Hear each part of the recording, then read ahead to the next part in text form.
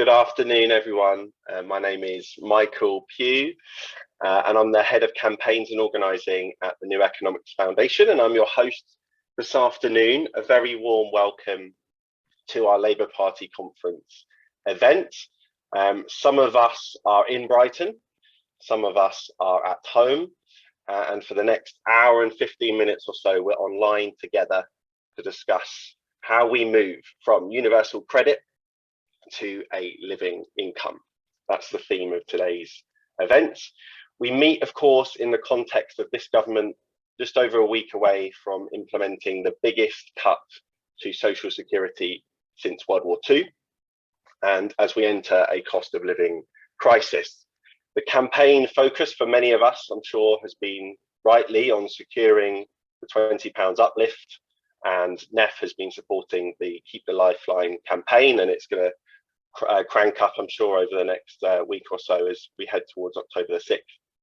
But NEF has also been clear that we need to move beyond just talking about small reforms to universal credit, however important that they are. Whether we win, lose or draw on the £20 uplift, we've been saying that we need to look beyond 20 and focus on building the support to majorly overhaul the system entirely. So you'll have heard many Labour figures over the years, and probably at this conference, start a sentence of "we will replace universal credit," and then the sentence kind of tails off a little bit and it doesn't say what we'd replace it with. So we're very good at saying how the system is inadequate. We're kind of winning that argument at the moment nationally, but less good at saying what an adequate system would look like instead. And that's why NEF and others, we've launched the Living Income campaign. Living income is our vision for a social security system that creates a floor beneath which no one can fall. We've launched this in June. You can check out our website, that will be in the chat box. And we have a bold plan to change the conversation and help people finish that sentence, which is from universal credit to a living income. Now, over time, we're obviously going to need Labour to back this vision, and to discuss how we are going to get there together, we've gathered some of the key architects of Labour's social security plans. We are delighted to be joined by Labour's Shadow Cabinet Member for Work and Pensions and MP for Stalybridge and Hyde, Jonathan Reynolds. It's great to have you here. He's joining us for the first half an hour today, live from Brighton, fresh from speaking on the conference floor this morning. Before hearing from Johnny, we've got NEF's very own social security expert and senior economist Sarah Arnold, who's going to unpack what we mean by living income and refer that to what's happening with the universal credit. After we hear from both of them, we've got an excellent panel of speakers, including Jonathan's Scottish Parliament equivalent, Pam Duncan-Glancy MSP in Glasgow, Labour's Deputy Mayor of Liverpool, Cllr Jane Corbett, and the co-director of Excluded UK, Jennifer Griffiths. After each speaker today, we'll have some time for some questions. So please do put your questions in the chat box while people are talking. I'm going to continue to remind you to do that. If you haven't already, I've seen some of you already do so, please do introduce yourself in the chat box as well. Tell us who you are and where you are tuning in from today. And if you are tweeting or posting, please do use the hashtag living income. We are also recording this, as we know the middle of the afternoon isn't the most friendly of times for everyone. So a warm welcome to those watching this back on our website in your own time. And we are committed to making our events as accessible as possible. So we're delighted to have Paul and Victoria providing British Sign Language translation on the call today as well. So Paul there, as you can see. But that's enough from me. Let's get straight to Sarah to hear what we mean by living income, and then we'll come to Jonathan Reynolds. So Sarah, over to you first. Afternoon, everyone. I want to start by framing the debate in the wider cost of the living income crisis context. So we are in a living standards crisis, which is about to get even worse. Upcoming policy changes will lead to an estimated £1,700 hit per family over the next year, comprised of removing the £20 uplift to universal credit, which has been a lifeline to many, combined with the introduction of the health and social care levy, which effectively puts a 2.5% tax on affected families, and soaring food prices and energy bills. Obviously, the removal of the £20 uplift, which is worth around £1,000 to most families per year, is a huge part of the picture. And removal of this uplift will have a huge impact on both economic security and consequently mental and physical health of recipients. And it's an example of the government shooting itself in the foot in both feet, really, at the same time. It'll cause significant harm to both the economy and society. And the reason for that is that the UK already had one of the weakest welfare safety nets entering the crisis, both in our recent past and among advanced economies. So £14 billion has been taken out of the social security system since 2010. And even if we kept the £20 uplift, that would only replace around £6 billion. Further cuts this month will leave millions more in unnecessary hardship, and it just is completely unnecessary in one of the richest economies in the world. So we find, that is we, NEF, our research has found that even keeping the uplift, which will help, will still leave around 20 million households earning below the minimum income standard, which is the UK's only measure of how much income is needed to actually cover the basics and live in dignity. And that will look different for different households. Some households will be destitute this winter and will be choosing between heating and eating. And some will be getting on okay until their kid needs some new shoes, or until the boiler breaks or some surprise emergency. Either way, it's not okay that in one of the richest countries in the world, this is happening when we can fix it. So we need to look beyond the £20 uplift to universal credit. Our current social security system is completely failing. The fundamental problem is it fails to meet need, and that's because it isn't assessed by the government against need. So it fails to take people's needs into account, particularly large families and people with disabilities. There's also other problems. One is accessibility. So even those that need the support through universal credit, many of whom are unable to get it. For example, migrants in some cases, and people who struggle to access the online system. Secondly, it even fails on its own terms. It doesn't make work pay, which is the government's argument for slashing universal credit and switching to something else. They say that the solution to poverty is getting people into work. But many people who want to work are unable to due to the economic system that we face or due to their own circumstances. So we can't just rely on making work pay. And finally, we need to think about it from the context of economic stability and the wider macroeconomic context. Those on lower incomes tend to spend their income as they need it for necessities, while other people tend to save it. Taking money out of the pockets of people who would spend it is a mistake in the current climate and will exacerbate the forthcoming economic downturn. So ultimately, we need a reform to universal credit. We need to go beyond the £20 uplift. NEF is calling for a living income, which should provide a minimum income floor that is actually linked to need and recognises the range of ways that people contribute to society.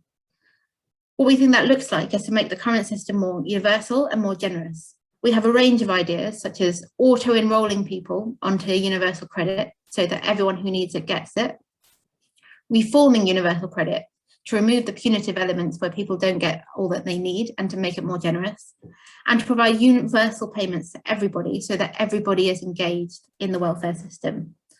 Together, that will lead to a system that is available for all, that tops us up according to need. And I look forward to hearing from the other speakers to discuss how that can happen. Thank you very much, Sarah. And I'm going to ask, please do, if you have any questions for Sarah, do start to put them in the chat box. We're going to come to them later though, because our next guest is a little bit pushed for time, because he's very busy in Brighton today. That's because we've got Jonathan Reynolds MP for Stalybridge and Hyde up next. I'm going to hand over straight to you, Jonathan, to kind of outline a little bit of Labour's position in the context of the universal credit crisis at the moment, and then also a little bit of your kind of vision for social security as well. So over to you, Jonathan. Well, thank you, Michael, and thank you, Jeanette, for putting this event together. And actually, Michael, for all the work that you do in the area of social security, because obviously that's of huge use and of interest to me. I only have one complaint, that the Staley Bridge isn't pronounced Staley Bridge, but I'm going to forgive you for that, Michael. It's all right. It rhymes with gravy. That's a good way to remember it. I'm sorry I'm only here for the start of the event as well, but I really did want to be a part of this. I thought it was great the way I could continue really from the speech this morning and to say a little bit more about what we're thinking about. I also want to talk a little bit about the politics around how we've waged the fight over the £20 uplift, what we've seen, but especially focus, as you've asked, Michael, on where we go next. I mean, I'll say at the beginning, I think the case for keeping the £20 uplift and for the government to cancel the cut is unanswerable. Genuinely not just a political position for me. I think cutting this is genuinely one of the worst decisions I've ever seen a British government make. I think that was the case from the very beginning. But actually, that case has just got stronger and stronger with the successive developments in terms of higher inflation, higher energy costs, higher food costs, and of course, as Sarah said, that rise in national insurance.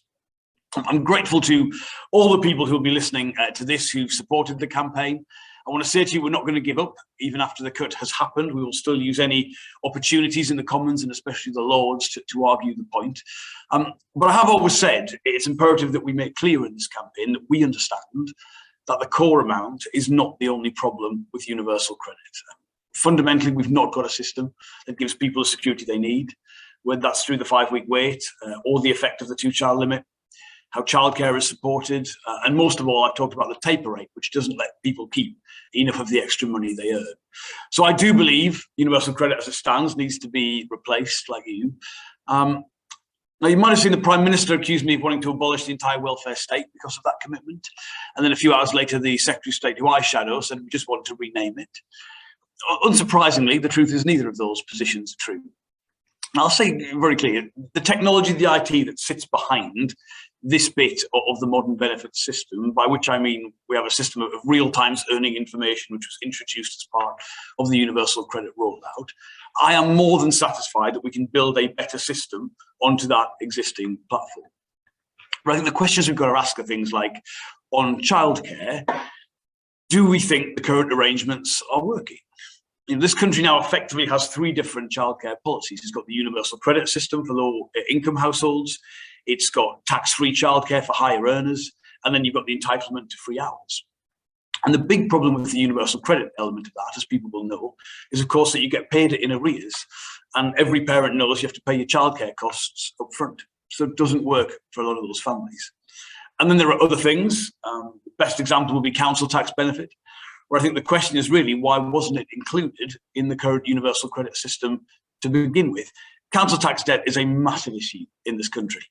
And actually the reasons for how that system sits outside of universal credit, to be honest, are just frankly the worst kind of internal Whitehall departmental politics. It was a clash between Eric Pickles and Ian Duncan Smith, and then that's why we didn't have that as part of the rollout. I said in the speech this morning, Michael, what I want most of all is a system that very clearly moves away from the association with austerity, with cuts, with sanctions, and it reaffirms those true principles of social security. And I think that is something that the Neff Living Income campaign has at its core. So you have my absolute commitment from me that I want to work with you on this. I think one incredibly important point to make is I think the last few months have shown us that the nature of having one single cohort of people affected by a policy that spans those people who are in work, out of work, and unable to work, I think that has made it much harder for the government to use the kind of tactics that George Osborne used to introduce the cuts, which caused so much damage to social security in the 10 years preceding the pandemic. And we've seen the Prime Minister and the Chancellor try and present the universal credit cut as being solvable by just getting people back into work. But there has, I think, been real pushback against this. And I think that is something we've got to remember and maybe not trade away easily. I think it also stands to reason that any changes to any part of the social security system have to work for people in low paid work, as well, of course, those people who can't work or are unemployed. The fact is there is a lot of work, too much of it, in fact, in this country that is low paid. And for families with children who live in relatively higher housing cost areas, they will need assistance. So to not keep that consistency, that element would cause real pain and hardship. Now, in the living income pamphlet, the NEF highlights a full range of tools available to meet these objectives. You talk about increasing the value of means-tested benefits. There's a section in there about increasing the amount that people can earn before means-tested benefits get deducted, which is obviously the taper rate, but also work allowances as part of that conversation. You talk about increasing payments for support for people with disabilities. You talk about removing arbitrary caps on payments that prevent people getting actually what they are entitled to, and the 2-child limit and the benefit cap are the obvious examples of that. And of course, ending unnecessary delays, such as the 5-week wait for universal credit. Now, I think those are absolutely right. But I would just add another thing to that, which is that we do have to think about the future of contributory benefits that still exist in the present system. So I'm talking there about JSA and ESA that a person gets by virtue of their national insurance contributions. And they're not just important because some people obviously don't meet the means test for universal credit, but because people who are working in this country who are not UK citizens don't qualify for universal credit as it stands. And the Brexit deal that we have does have transferability between EU member states and the UK based on those national insurance-based benefits, but it doesn't have that for universal credit. I think we also saw with furlough just how popular elements of a sort of continental wage insurance policy could be. It was a big innovation in UK policy terms. I know a lot of organisations have done work on this. Fabians have done something. The Centre for Policy Studies, I think, have done reports on it. So I think it's just got to be part of the conversation because that bit exists. So we'd have to know how that interacts with that full replacement for universal credit. I think this is a really weak spot of the current system. But equally, I wouldn't want to see anything which would allow a Tory government to neglect the means-tested side because we'd improved the national insurance side of things. So the two, frankly, just have to work together. The final point I want to make is that every policy we propose at the next election will have to be costed and have a clear explanation of how we can pay for it. Now, doing a job like mine as the Shadow Secretary of State, people come to me pretty much every day or tweet me things or send me reports. And it's basically identifying very real problems, which I have sympathy with. But the request is always to spend more money or increase eligibility for it. Now, I think tackling destitution and poverty, look, that's just going to be the major priority of the next Labour government. But I look at the current system and frankly, there are so many problems to fix. I think the challenge is identifying what's wrong. It's working out the best way to put all of these problems right with the resources that we will have available. The DWP will spend around £80 billion on universal credit and its legacy predecessor benefits this year. That will go down slightly as the pandemic recedes next year, but it's still £77.5 billion, the estimate is. And there's really, frankly, not much you can move around within that. And I think there are some areas, and local housing allowance is the best example of this, they're just, frankly, very much underfunded anyway to what they actually should be, which is not in itself very generous. And I think there are sources of funding that can be identified to raise the resources we need, but we will have to be specific. As Rachel said in the Shadow Chancellor's speech today, there'll be no borrowing for day-to-day spending, which is absolutely right to have laid that out. And the other last point I want to make is I think it's vital that we talk around social security reform alongside our wider, bigger agenda for better working rights and pay, our New Deal for working people. Now, we are all committed to a fundamentally better social security system. But to me, that's absolutely as well consistent with wanting to solve some of these problems at source, either through higher wages or better housing and so forth. I think that's an agenda that absolutely fits together. But in the past, I don't think we've actually made that link enough in our arguments. And I think that has started to change. So Michael, I hope that's a useful introduction.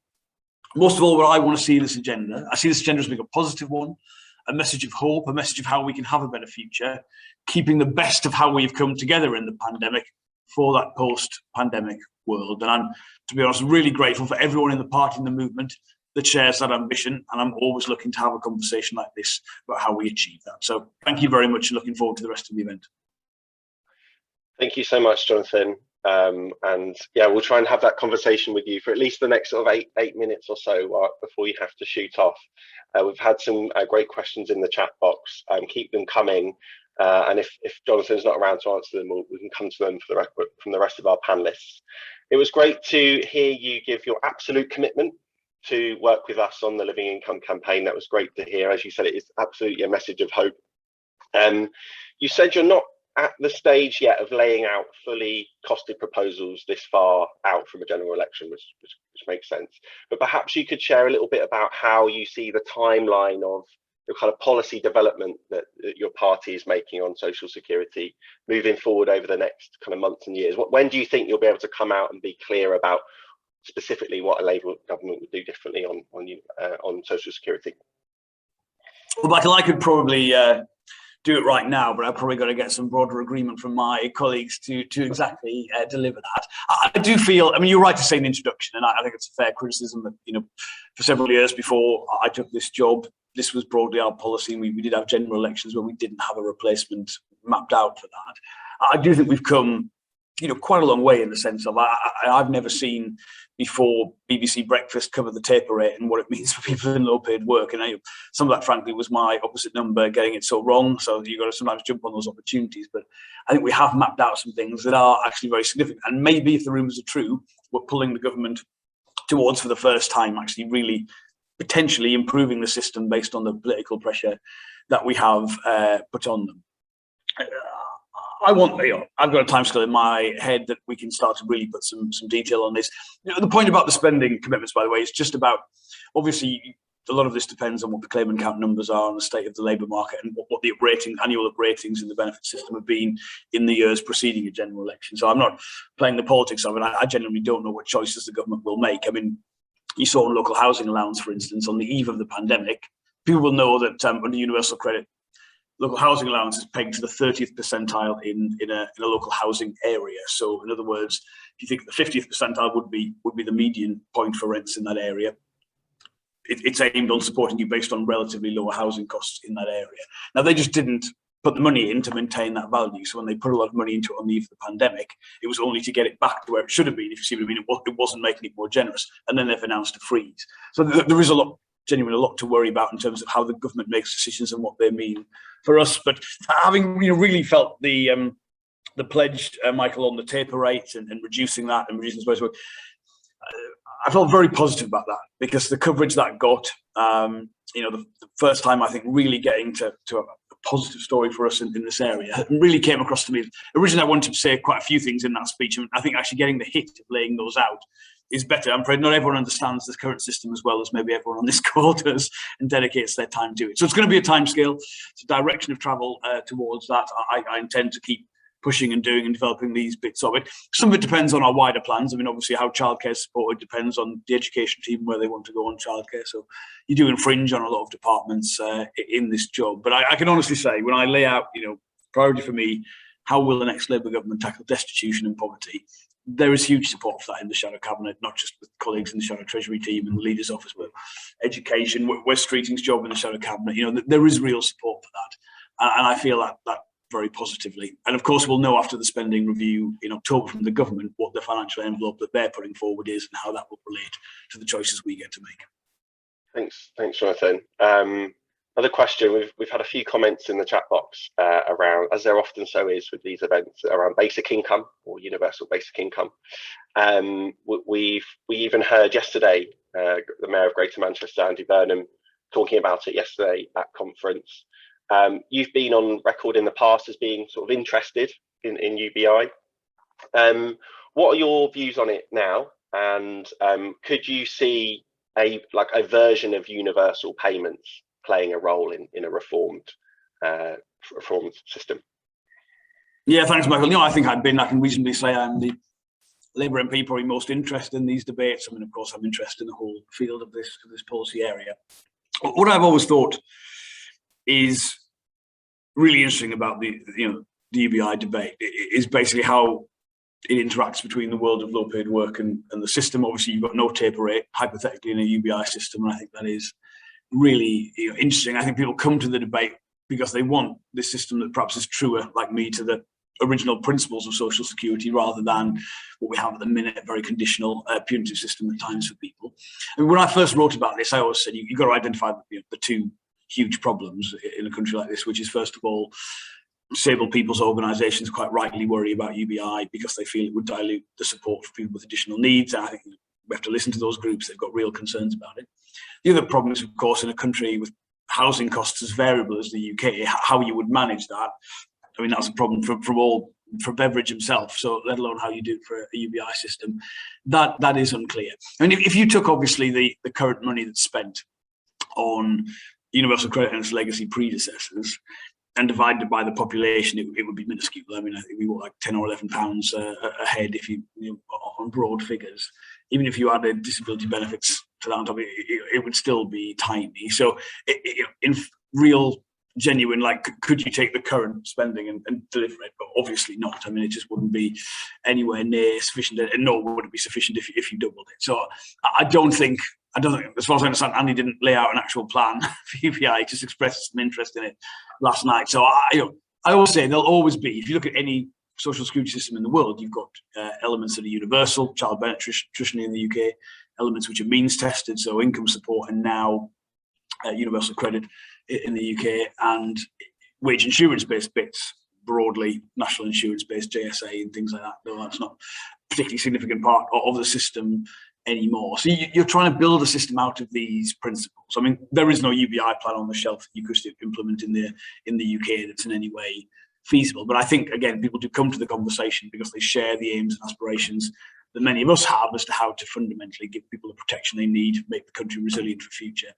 and have something which isn't the source of what the Tories have done to the welfare state over the last 10 years. So I'll always engage in the debate, but there's obviously not a plan I can look at to implement, and it's not really, that's not the conversation. It's how you take the best of that political debate and use it to build a genuinely real-world effective system for the future. Sure. And for those interested, perhaps we'll ask Sarah later on in the panel discussion about how a living income kind of draws on some of the traditions of UBI and kind of blends it with some of the other ideas around social security, kind of responding a little bit to what Jonathan's saying there, so you can kind of get the kind of best blended approach, if you like, and recognise the importance of universal payments in there, even if they're not sort of at such a level that will be enough to lift someone out of poverty directly with just that one payment. So we'll come back to you if that's all right, Sarah, on that. One more question, perhaps, Jonathan, before you got to go.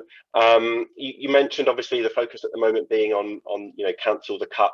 I've got a question from Dan Bloom, I believe, from the Mirror, who just wants to. You said you'll seek opportunities in the Commons, and especially the Lords, to block the cut. What are these, and would they be binding? Is there any chance basically left in the sort of remaining parliamentary time to block this? Yeah, thanks for that question, Dan.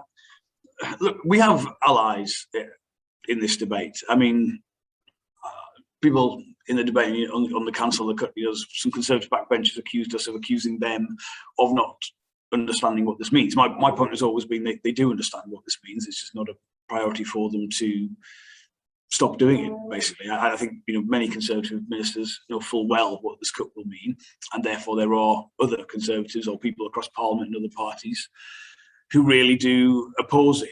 I was disappointed by the sort of, a lot of people in the Commons said they opposed it, but what action did they take ultimately to join us to defeat it? But in the Lords, I'm talking to a lot of people, there are people who absolutely get what this will mean and want to stop it. The Lords sits over this time of the year slightly different to the Commons. That's why the two timescales are slightly out. So I'm not going to reveal exactly the conversations we've had, because I'd like to put some pressure on the government, Dan, and you will understand that. But absolutely, we are talking. I'll talk to anyone who genuinely wants to see this cut cancelled, and I'll pursue any opportunity I can to put that pressure and leverage on the government. Thank you so much, Jonathan. It is now 31 minutes past. If you do need to nip off, and we're very grateful for your time. Absolutely great to hear that commitment to work with us on this work over coming months and years. Enjoy the rest of your time in Brighton, and we'll speak to you soon. Thanks to everyone for being on this. Great attendance. Given that people can now do fringes in person, I didn't know how many people would join us in one, Michael, but it's great to see the passion, the support for what we're trying to do in this area. And I always say, just one last thing, if I may, Mike, when you shadow the Department of Work and Pensions, you're obviously up against not just a Whitehall department, but an enormous sized organisation.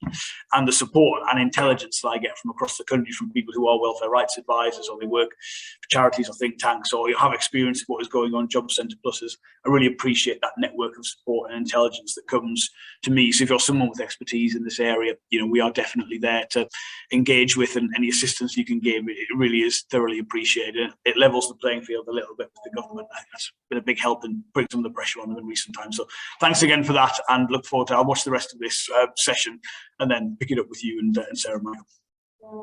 No worries. Thank you very much. And before we get to our next speaker, a quick plug to our Net Supporters Network.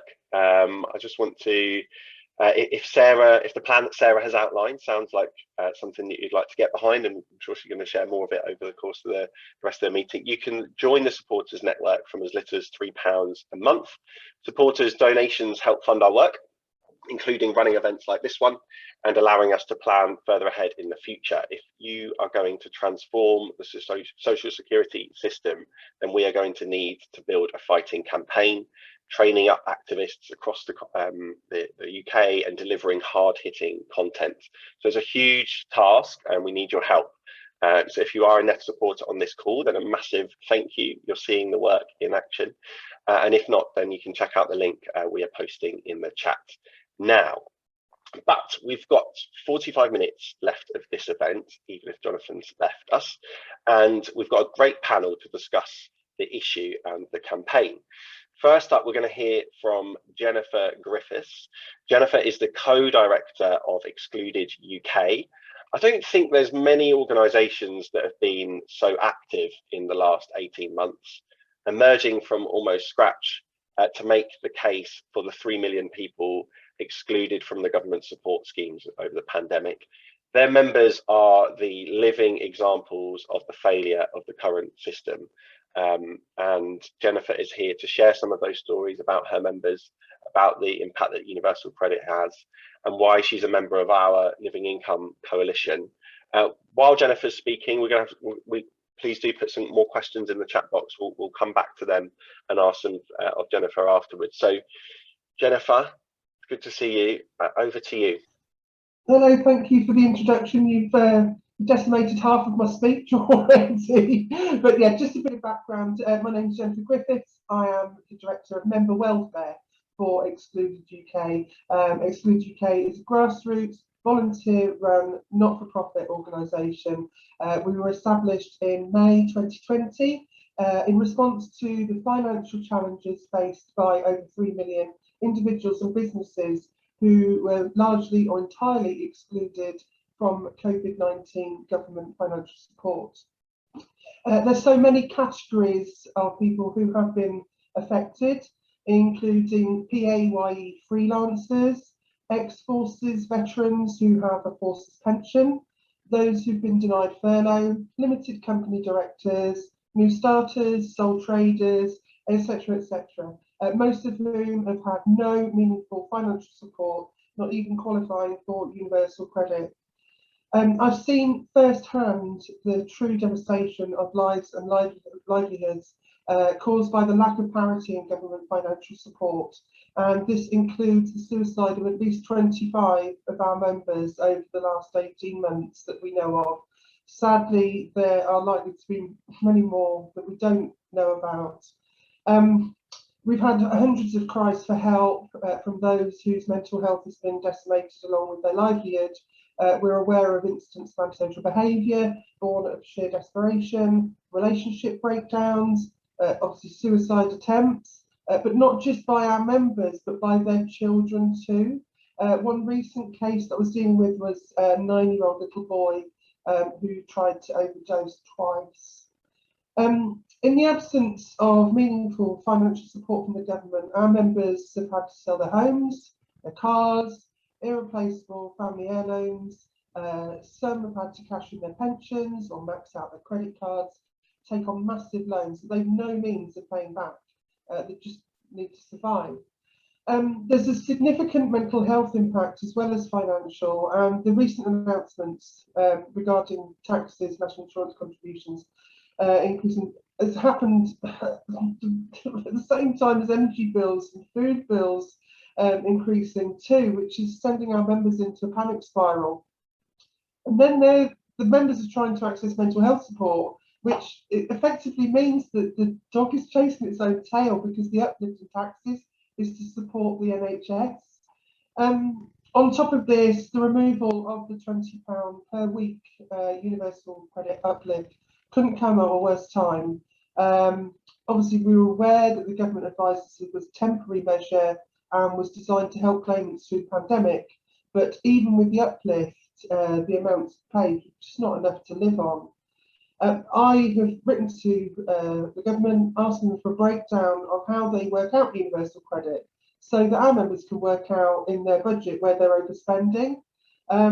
In the absence of specific calculations, I'm yet to receive a clear reply giving even ballpark figures as to how much is needed for the most basics of living costs, namely food, accommodation, heat and light. Just to give you an indication of some of the cases that I deal with regarding universal credit case studies, we have a single mother with 2 young children. She's on universal credit and food bank. She's had to sell her house and move in with her elderly parents. They're finding it really difficult to cope with the young children 24/7. She's actually had to sell a lot of their clothes and their shoes and their toys just to sort of keep afloat. Another case, a previously successful limited company director, he's had to lay off 40 staff so that the company didn't fold. Now on universal credit and food bank donations, and he's now on antidepressants and counselling, and his marriage sadly broke down, citing financial pressures. We have another single mother with a daughter at university. She was working as a supply teacher but let go in March 2020 due to COVID. She couldn't get alternative work as all the schools were closed due to COVID, so she went from a comfortable job and career to nothing overnight. She's again on universal credit. She's used up her life savings to keep her head above water, as the universal credit was not enough to survive on. And just on an emotional level, she's told me she feels hopeless and helpless and unsure that she's ever, going to recover from this. And finally, an example, an ex-forces pensioner. He's cashed in his forces pension to get by. His universal credit is not enough to pay his mortgage and other bills. He's ended up selling the house and his car, and he's now living in a caravan on a friend's drive. This is the thing that you only see on films, isn't it? But this is the sad reality. Sadly, there are so many more examples, and as these stories show, universal credit, even with the £20 per week uplift, doesn't work. We urgently need to replace it with something better, and that's why I'm proud to be a coalition member for New Economics Foundation's Living Income campaign. As well as safeguarding, obviously, the lives and livelihoods of our population as a whole, it's absolutely crucial for the economy that poverty is eradicated. And for this to be possible, there has to be some form of financial security that prevents household incomes from falling below a realistic, manageable amount. Having seen the struggles of so many of our members during the pandemic, Excluded UK has a profound understanding of the devastation and the impact the pandemic has had on their members' finances and their mental health. And so we're so passionate about ensuring the situation is addressed so that individuals and families are not left in such a desperate situation. And we look forward to working with NEF and Living Income campaign. And thank you for giving Excluded UK an opportunity to talk at this event. Thank you. Oh no, thank you, Jennifer, for making the time this afternoon to come and share some of those stories. I mean, the examples really highlight the human toil, I think, of the pandemic, with some quite shocking stories there. The number of suicides in particular really stood out and shocked me. I suppose, do you worry about the sort of mental health you mentioned a number of times? Do you worry about that coming up with this winter? Oh, definitely. I mean, we've already seen an increase in calls to our member welfare team, whether through our website or directly or messaging via Messenger on Facebook through our group. And obviously, we're having people in absolute panic already.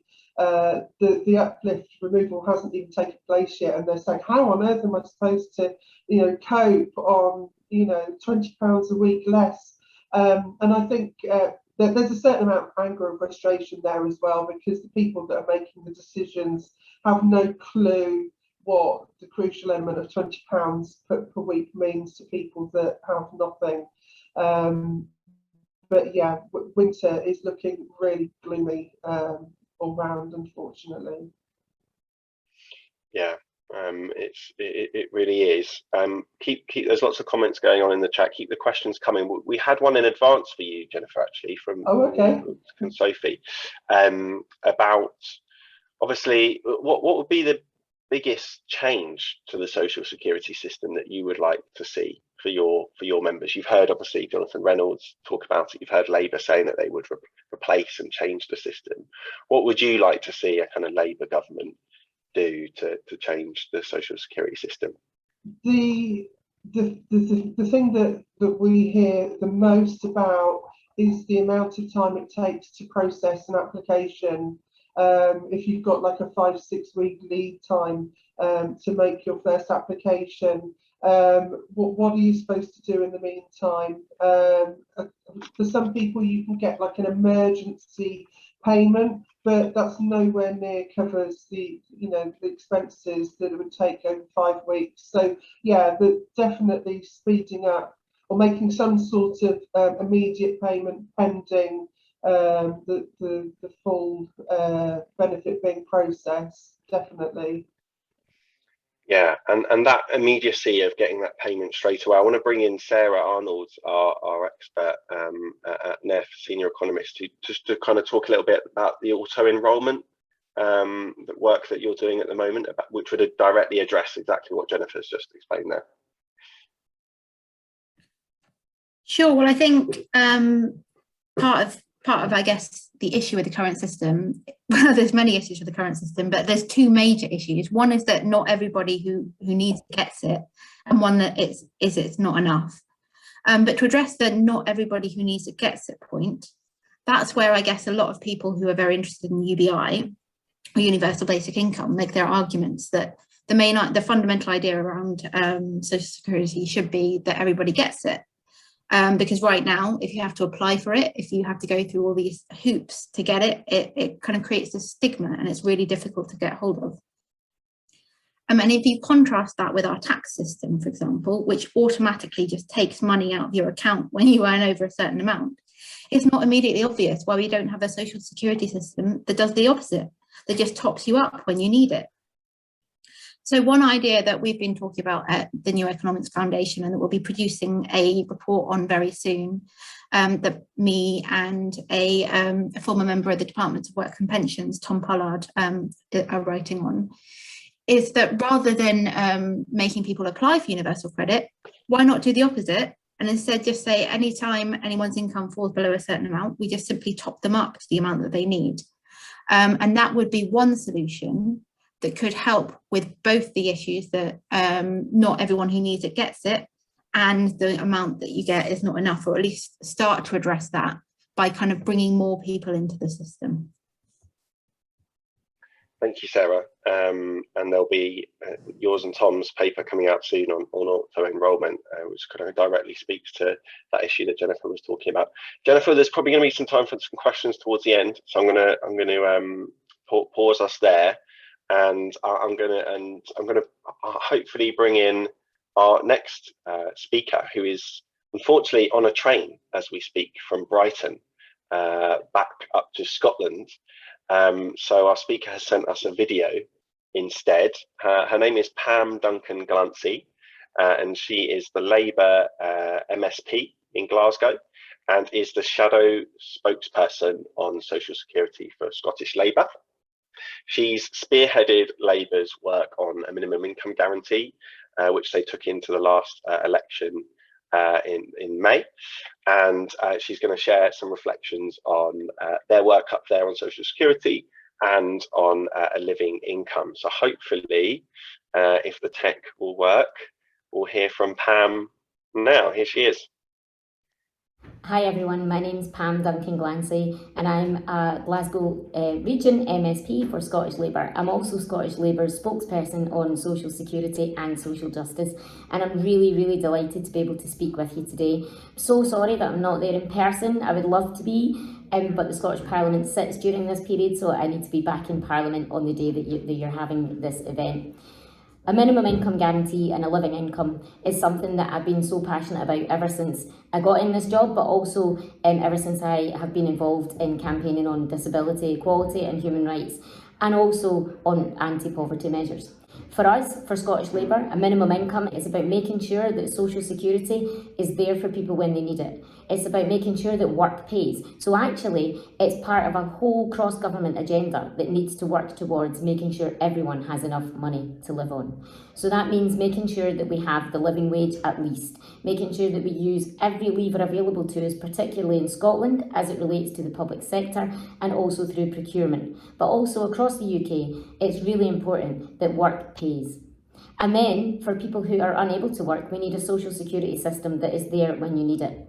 And we need a social security system that can top up people who need extra funding, just extra money, just to be the same as other people. So, for example, disabled people, lone parents, students, carers, all people who are far from economically equal. That's why a minimum income, from my point of view and from Scottish Labour's point of view, wouldn't just be about making sure that we've got enough money through work and also making sure that housing costs and transport costs are reasonable, but also about making sure that the payments that we get from Social Security recognise the extra cost of living, for example, as a disabled person. And those are the sorts of bits of work that I think we need to do, and this is where I think we need to focus our energy in the coming weeks and months. What is an adequate standard of living for all different groups of people? How do we know that we can use our social security system and the economic levers such as work and our housing costs and our transport and rent costs? How can we make sure that they all work towards the agenda of promoting equality and addressing inequality? That's fundamentally about what our social security system should be doing. And right now, as we come out of a pandemic, this last year has been one of the hardest for all of us. Every single one of us, I would say, has probably had the hardest year of our lives.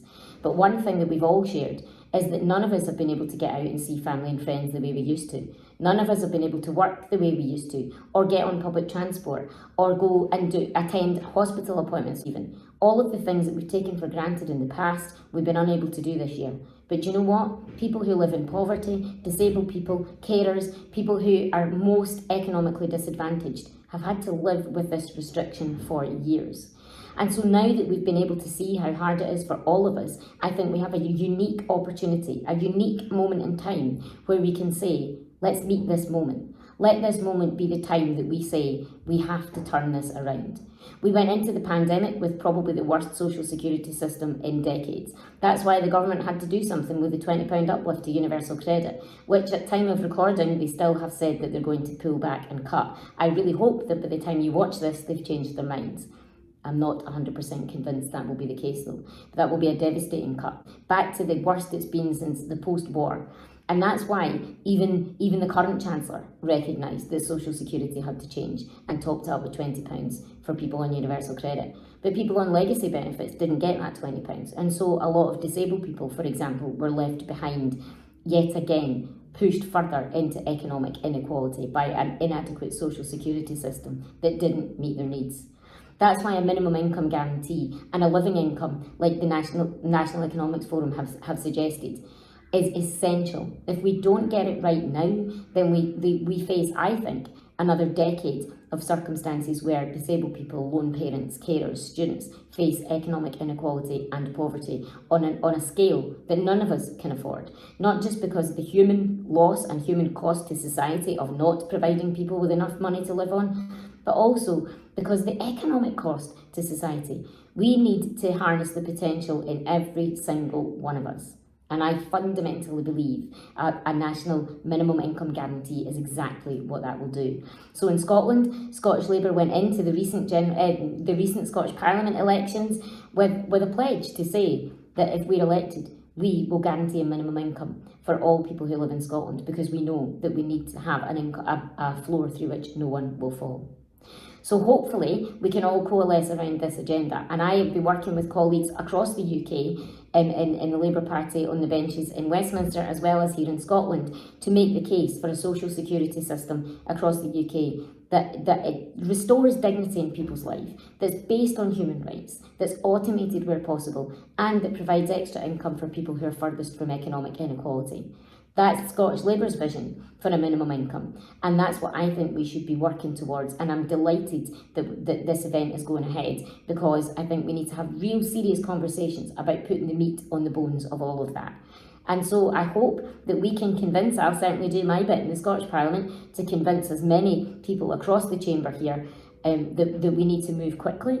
and we need to go hard to end poverty and inequality, and that means very quickly addressing some of the seriously key issues around how we make a minimum income work. And so, for example, I think automated enrolment, for example, into a system that recognises how much each person and each household needs to live on, and then when they fall below that they can top that up. That is the sort of vision that we have. And we need something that also recognises that each individual in a household has a different circumstances. So whatever minimum income system we put forward in social security across the UK and in Scotland, it needs to make sure that it's gendered. We need to make sure that we don't push women further into economic inequality, and that means making sure that we can get individual payments through as well.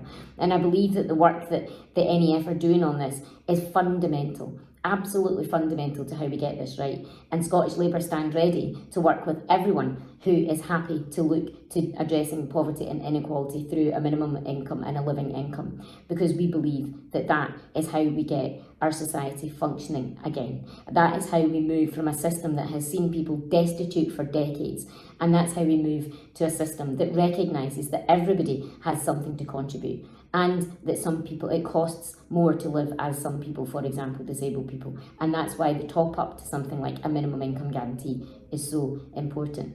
So I'm gutted that I'm not here with you tonight or to discuss this in detail and to hear all of the contributions that I know everyone will make.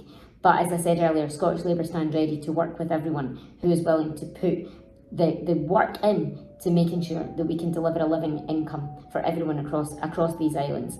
And if you want to get in touch anytime, feel free. You can get me on Twitter at Glasgow Pam, or you can email me at my MSP's address. And if you just Google Pam Duncan-Glancy MSP, it's probably quicker to say that just now than it is to read out the whole address. Then you can get in touch. I'm sorry I'm not there just now to answer the questions that you might have about our agenda here.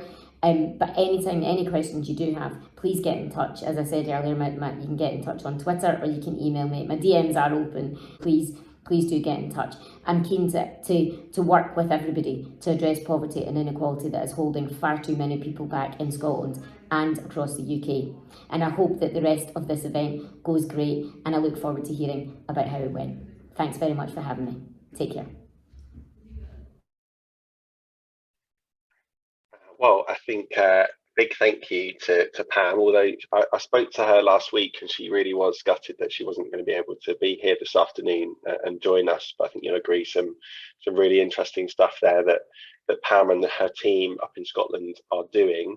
It's really great to hear, both her and Jonathan, as the key thinkers on social security within Labour, joining us this afternoon, and it's encouraging to hear that they're both kind of in support of a living income. Pam referenced the work that the Scottish Government are doing on minimum income guarantee, and there's a link being posted on that in the chat box now, which is, and it also stems from the work that she referenced there in terms of what Labour went into the last election on around minimum income guarantee. So that's in the chat there as well.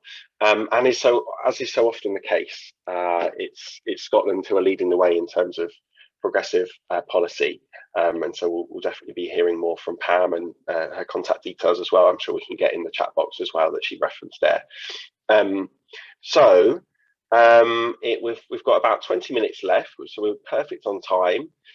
From one progressive part of the country to another, to Liverpool. Finally, we've got Cllr Jane Corbett. Jane's a passionate advocate for a living income based on her years of tireless work tackling poverty in her ward, Everton. She's recently been made Deputy Mayor of Liverpool and is the Cabinet Member for Finance. She's wonderful to hear speak about these issues, so I'm really excited to hear from her now. Over to you. All right, cheers. Thanks for that. So I've written some stuff out, and I'm thinking living income, it's really a no-brainer, isn't it? Let's be honest. It makes societal sense, it makes economic sense, it makes business sense. So I've got a few names changed here, but here's a few real life stories. So, and these are all people I know. If Jack's mother had had a living income, she wouldn't have had to choose between eating and heating, and she wouldn't have found Jack quietly sitting in the corner picking off wallpaper to eat because he was so hungry. I remember Jack saying to me that you knew the difference between being hungry and being very, very hungry. And he said it was to do with grinding your teeth. And I thought, this child is 7. You know, this is just outrageous. If Annie's mother had had a living income, she would have been able to properly celebrate that Annie had won a national school competition. In fact, she won it twice, rather than have to worry that Annie couldn't access the online training that she'd won, special education stuff that she'd got, really high quality education that she'd won because she had no laptop and no broadband at home. We sorted that problem out. I worked with her mother really closely, but that was the case at that point. If Frida has died, and I haven't changed her name, and she was one of the people that worked with, the family worked with Unite the Union to highlight her case. If Frida had had a living income, she could have recovered from her cancer as her consultant had told her to, rather than go back to working to clean her consultant's hospital because she couldn't afford not to, and so die young. So her consultant was saying, Frida, what are you doing here? You should be at home. She says, I can't be at home. I can't afford to stay at home. If Billy's dad had had a living income, then Billy almost certainly wouldn't have been a victim of child exploitation, abused by the drug dealers to run their county lines operation. So if you look at that in the context of austerity, all the cuts across places like Liverpool and across the country, the impact that's having on the ground is huge, let alone the 37 billion that's come out. So living income makes economic sense. So if there was a living income in place, Liverpool City Council wouldn't have needed to spend, it's now over £21 million of our own funding to keep our local welfare scheme going since April 15. That's when the government removed the funding. They said it's in your budget and you can find it. 21 million just for Liverpool.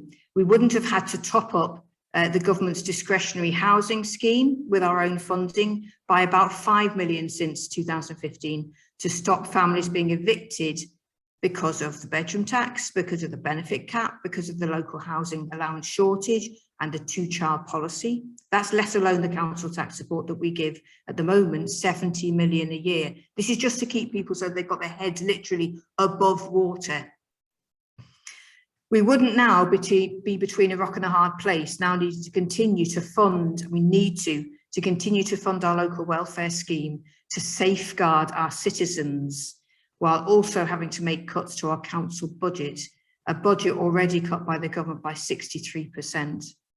And all the while, these are scary figures now, all the while seeing universal credit numbers increase in Liverpool from 30,000 in Feb 2020 to 53,000 in May 20, to 62,000 today. And obviously that's going to increase as people transfer from legacy. So you've got about 20,000 households at the moment claiming housing benefit in Liverpool, therefore on a legacy benefit. Let's not forget that the cuts that are coming in and also the closing down of furlough. And a third of those on universal credit are in paid work. So it goes completely against what the government is saying. A third of those on universal credit in Liverpool are in paid work. That also means how many children are struggling. If there was a living income, our citizens would be able to keep themselves and their children warm, fed, clothed and housed, basic needs. Thank you very much. Don't want to have handouts, thank you. Let us do how we do it. And the government wouldn't have to fund the NHS to treat the damage caused by £37 billion worth of cuts to social security for working age people over the last 10 years. That's in the House of Commons library if you want to look it up. A living income makes business sense. If there was a living income in place, productivity would increase. Everybody is saying that. Look at the Financial Times. Purpose-driven businesses, not profit-driven businesses, purpose-driven businesses would thrive. Of course, they make a surplus, but they're not driven by profit and shareholders trying to get hold of that profit. So purpose-driven businesses would thrive. Staff sickness rates would decrease. Staff turnover would be less. Company loyalty would be greater. Work-life balance would be better. all of which would impact positively on that business. Everybody knows Professor Michael Marmot. You only have to watch something like Newsnight and he pops up, which I made up with actually. And in his famous report called Fair Society, Healthy Lives, back in 2010 and updated in 2020, he called for a healthy standard of living for all, which actually links directly up with what New Economics Foundation is saying and what fits exactly with the minimum income guarantee as well. A healthy standard of living for all. That was agreed, his report was agreed by all political parties in February 2010, but not by this government. Why not? Section 1 of the Equality Act 2010 was put in by Labour to address poverty. But again, that was agreed by all parties in April 2010, but the government still hasn't put it in place. Why not? IFAN, the brilliant independent food aid network, have rightly called for a cash-first response to food poverty, rather than a food bank-first response. The Food Foundation agree with that and add that the approach helps people protect their own dignity, keeps people's independence in place, and can also help access a healthy diet. A healthy diet is much more expensive than an unhealthy diet. You look at the stuff that the Food Foundation have done on those graphs. It's really shocking. So putting in place a living income is really a good way forward, certainly a no-brainer. And just to finish on, a great socialist called Raymond Williams, who's died sadly now, who's Welsh, he once said, "Don't make despair convincing, make hope possible." So joining the campaign for a living income and making it happen is doing just that. We are refusing to make despair convincing. We want to make hope possible. And together we are campaigning for that, to make hope possible. Thanks very much. Campaigning to make hope possible. Thank you so much, Jane. It's great to be campaigning with you on that mission. A couple of questions then to see us through the last 10 minutes or so. Just have one in there from Ken Barker, who asked about, with a better welfare system like a living income, what role, if any, would there be for a food bank for essential supplies? And you mentioned food banks there. You also mentioned the work of the Independent Food Aid Network and the kind of cash first approach. I also noticed that Sabine Goodwin from IFAN is on the call as well. But Jane, how would you've obviously, unfortunately, had to do a lot of work with food banks in your ward. How would you envisage them being different? And perhaps could you unpack a little bit of the cash first approach? So we keep our local welfare scheme going, and we have done in Liverpool, which basically means that you can ring up, or I can refer as well as a local council, but you can ring up for free from your mobile or landline, and have been doing for a very, very long time. And you can get cash.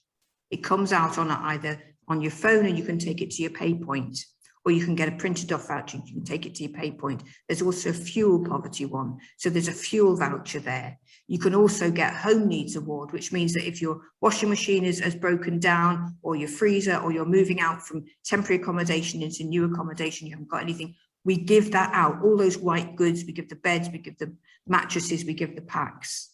So what we're doing is we're getting people above that desperation level where they're falling through the cracks, and we're getting that cash first approach. Now, if someone comes to me and it might be a Friday night and they're texting me saying, "Jane, I'm not going to make it through the weekend," I will obviously get them some food parcel or food bank response or whatever. In the meantime, I will get them into our system to get that cash first approach. And they ring up, and all our guys in the council take them very carefully through what their needs are. That includes clothing, okay? Because we've got kids, obviously, who are not going to school because they haven't got the right clothing or the shoes or whatever it is. So you get the cash in there, because this is basically, at the bottom line, this is about income. And that's why you guys are campaigning for a living income. It's not about, let's look at food poverty in response to that with the food bank. Let's now look at clothing poverty, and you can go down the road and get second-hand clothes. Now let's look at housing, and let's look at, it's basically down to income. And until we actually define that, and we talk about that minimum income guarantee, and we look at the needs of people, whether they're in work, out of work, or can't work, we will carry on, the impact financially will carry on hitting the NHS, hitting badly the mental health services, hitting all of those ways. We could actually do a race to the top and not a race to the bottom. But the key thing in all of that is making work, it actually is making work pay. Because if you look at it, if you're putting, say, our contracts from the council into purpose-driven businesses, not profit-driven businesses, you're starting to turn that whole thing to upwards.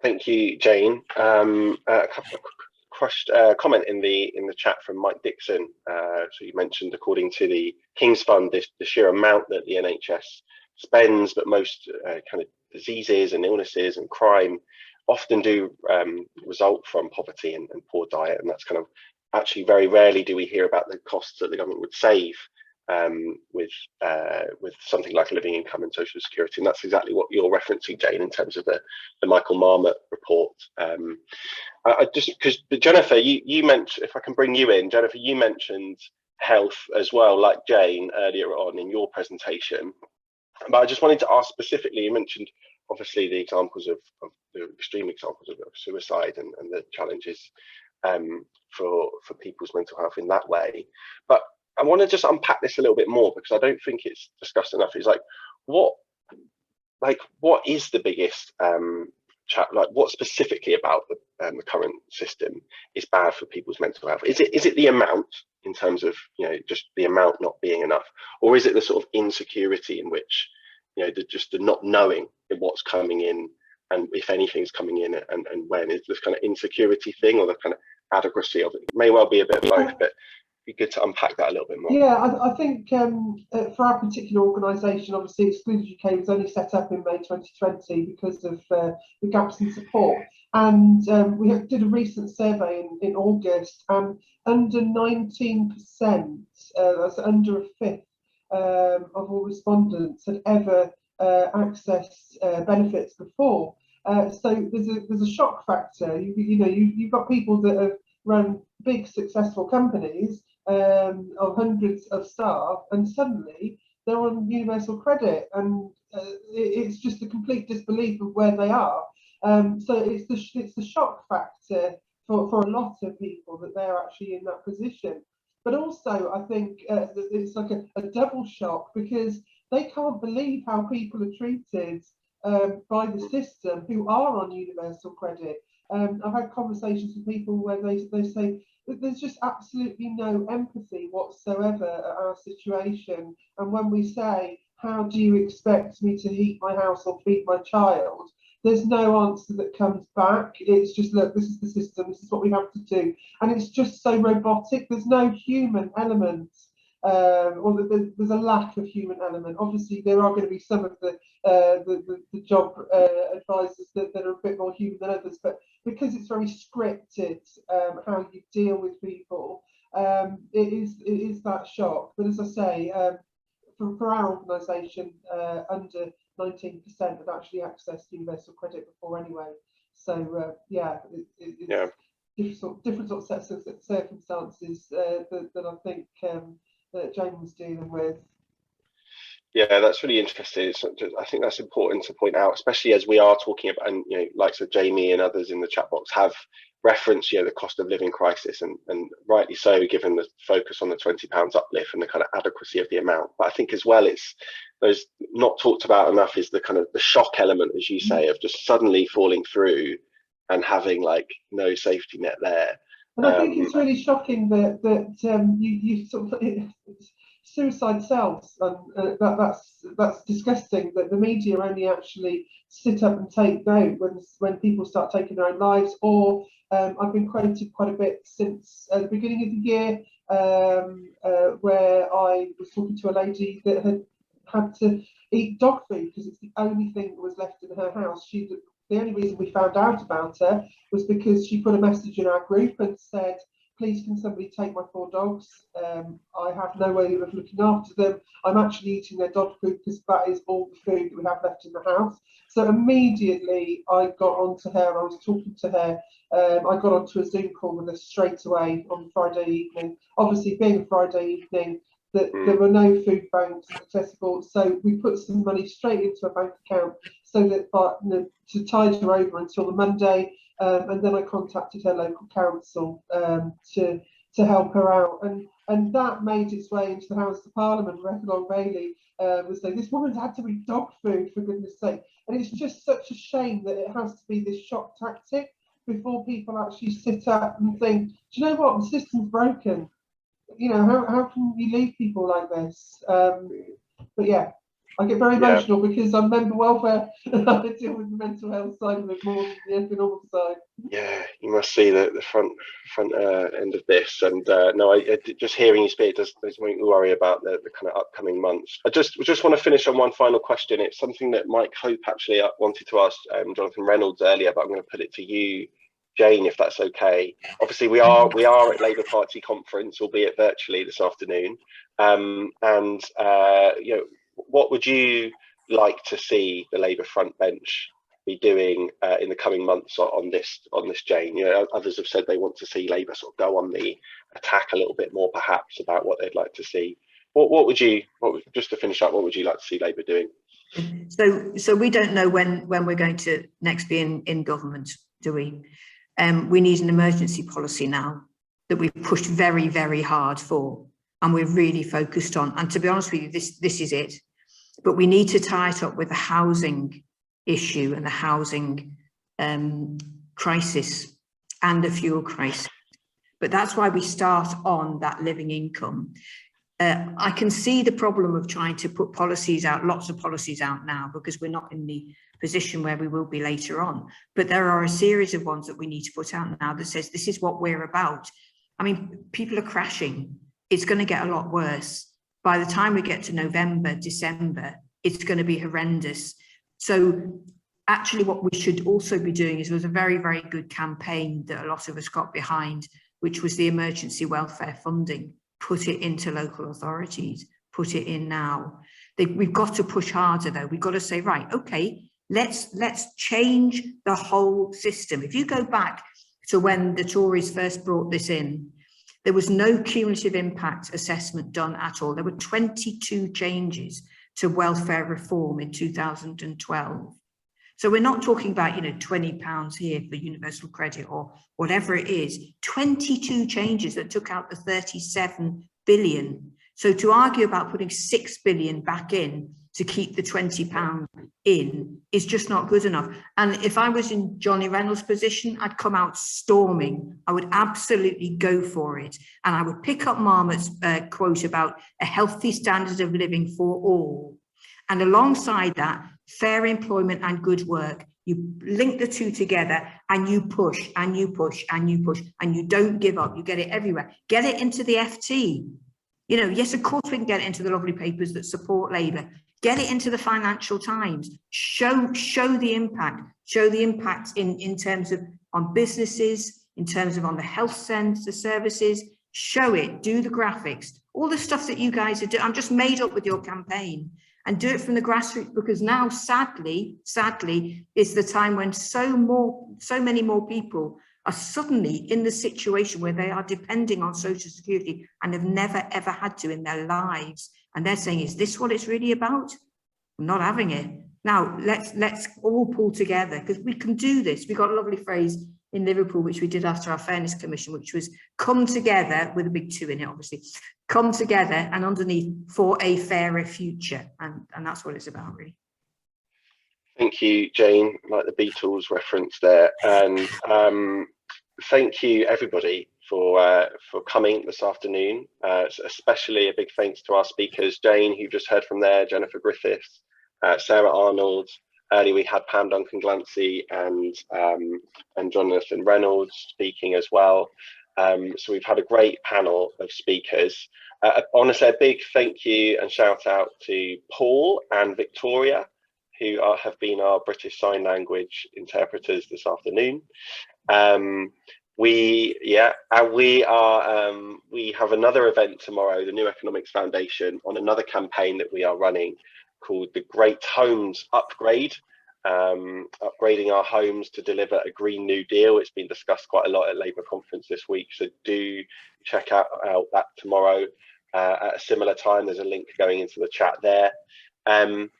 Jane says, you know, so excited about this campaign, and you can get involved in this campaign. Check out our website. There's a link about to go in the chat there. It's livingincome.org.uk, and you can sign up to our mailing list and hear all that we're doing. And a final plug, if I may, for our supporters network, just a reminder that you could, if you've enjoyed this event and want to support NEF in our work, you can sign up to our supporters network from as little as £3 a month. Supporters help fund our work and help us continue to run events like this. The chat will also have the link in there now, lots of links in that chat box. So open them all up on your browser and check them all out. It is 18 minutes past 3. I've taken 3 minutes extra of your time. I'm really, really grateful, particularly for our speakers and everyone who's contributed in the chat box as well. I'm sorry we couldn't get to all of the questions, but we did our best. Have a wonderful afternoon, and we'll see you all soon.